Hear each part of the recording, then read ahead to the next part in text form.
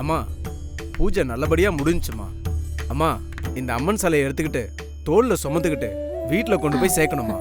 அப்படி நல்லபடியா சேர்த்து பூஜை பண்ணி வேண்டிக்கிட்டா உங்க குடும்பத்துக்கு நல்லது மட்டும்தாம்மா நடக்கும்.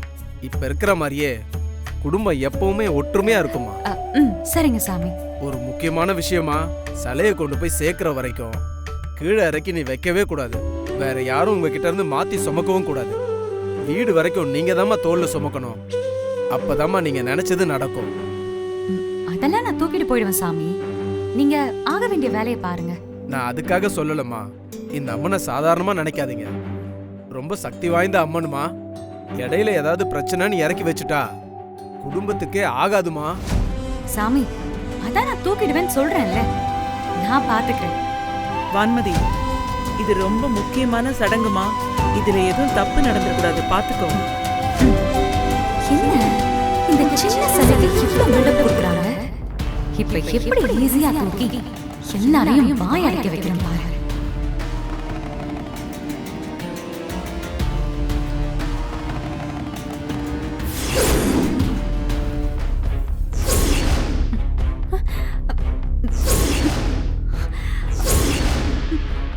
என்னாச்சுமா? ஒண்ணும் இல்ல மாமா, கை வலிக்குது. இதோ இப்ப தூக்கிடுவேன்.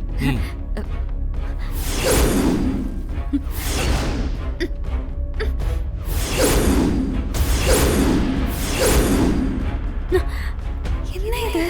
பாக்க குட்டி சிலை மாதிரி இருக்கு, ஆனா அசைக்க கூட முடியல. வானு, என்ன வானு, சின்ன சிலைய தூக்கறதுக்கு இம்மா கஷ்டப்பட்டுனுக்குற. சரி இரு, நான் அதை தூக்கி உன் தோள்ல வைக்கிறேன். அம்மாமா கொஞ்சம் இருங்கம்மா. அம்மா நீங்க யாருமா? நான் அவ அம்மா. அம்மா இத்தனை வருஷத்துல இந்த மாதிரி அசம்பாவிதம் நடந்ததே இல்லம்மா. அம்மனை காக்க வைக்க முடியாதுமா. சீக்கிரம் நல்ல நேரம் முடியறதுக்குள்ள அம்மனை வீட்டுக்கு கொண்டு போனோம். அதனால இந்த வருஷமும் நீங்களே. இல்ல சாமி, இந்த வருஷம் எங்க மருமக தான் சாமியை சுமந்துக்கிட்டு போகணும். அதான் அம்மன் அவங்களுக்கு கட்டுப்படலையேம்மா. அப்புறம் எப்படிமா? வெண்ணிலா, போய் அம்மன் சிலையை தூக்கு.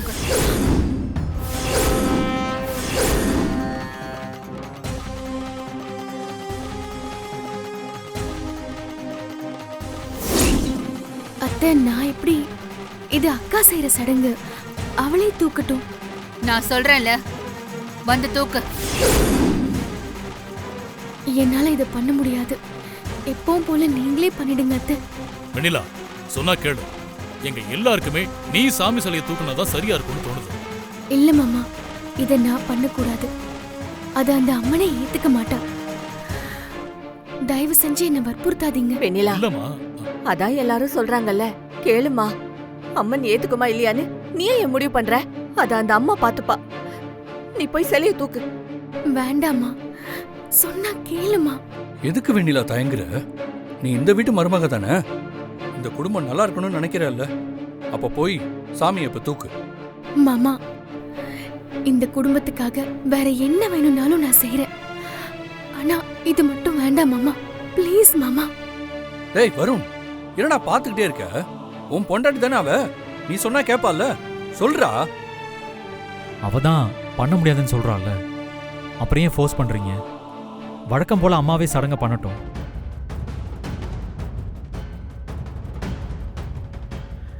வெண்ணிலா, அதான் எல்லாம் சொல்றாங்கல்ல, போமா, நீ போய் தூக்கி பாருமா.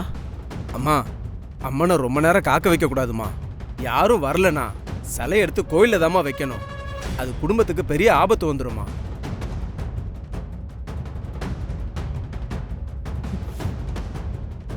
வெண்ணிலா, உன் அத்தை மேல மரியாதை வச்சிருக்கிறது உண்மைனா நான் சொல்றேன், வந்து சிலையை தூக்கு.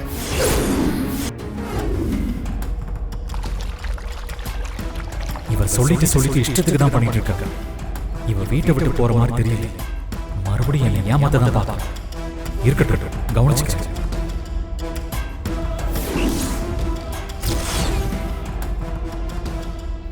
மா, அங்க பாரு, அவ தடுமாற ஆரம்பிச்சிட்டா. மாத்திரை வேலை செய்ய ஆரம்பிச்சிருச்சு.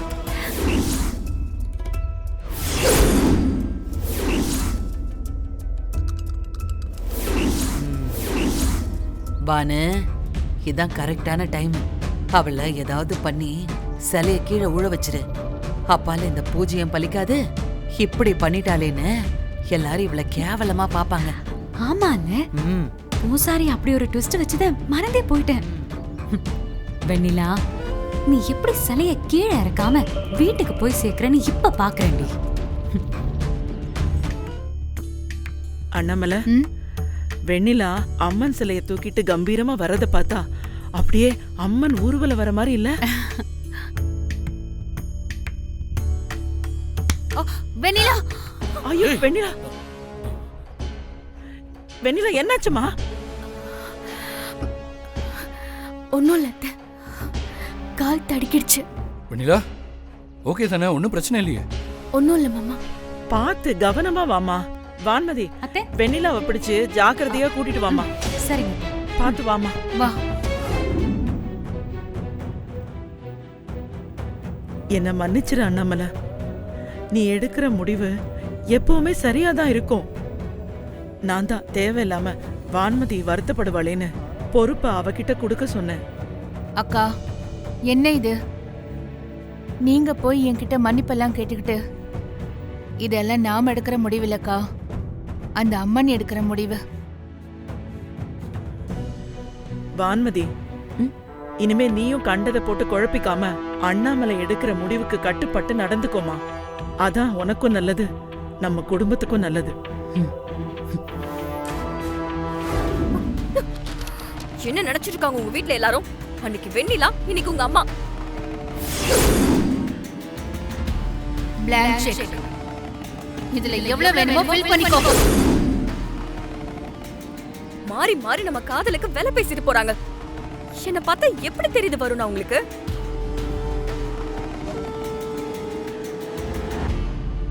நான் என்ன காசுக்காக தான் உன்னை லவ் பண்றேன்னு நினைச்சிட்டாங்களா? இல்ல உங்க வீட்ல இருக்கிற காசு திமிர என்கிட்ட காமிக்கிறாங்களா? அம்மாவை இப்படி பண்ணாங்க. ஆமா வருண், உங்க அம்மா தான் இத பண்ணாங்க.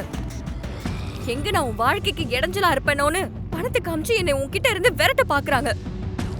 அப்படி இல்லன்னா உன்னை கொன்றுவேன்னு மிரட்டிட்டு வர போறாங்க.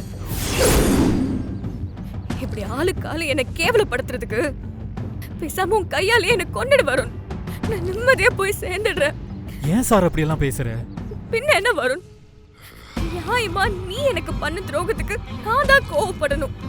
ஆனா உன் வீட்டுல இருக்கிறவங்க எல்லாம் ஏன் மேல கோவப்படுறாங்க?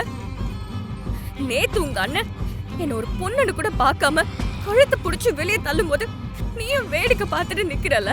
அப்படி இல்ல சாரா. அப்படிதான் வருண், அப்படிதான். அதனாலதான் அவங்களோட சந்தோஷத்துக்காக காதலிச்ச என்ன விட்டுட்டு கண்டவ கழுத்துல போய் தாலியை கட்டிருக்க. அவங்களுக்கு என்னமோ நான் தான் உன் வாழ்க்கையில குறுக்க வந்த மாதிரி எல்லாரும் என்ன மிரட்டி பாக்குறாங்க. நீ அமைதியாவே இருக்க.